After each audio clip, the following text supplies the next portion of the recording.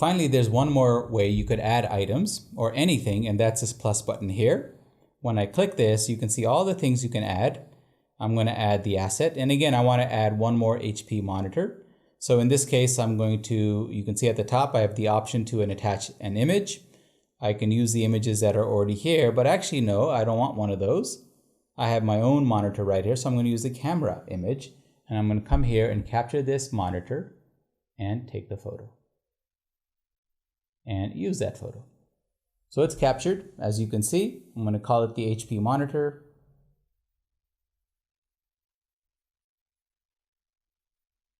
Deluxe. I'm going to add a price here because that allows us to have depreciation.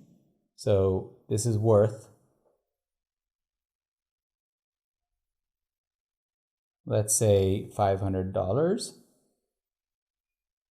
And we're done there. And I'm just going to create the asset.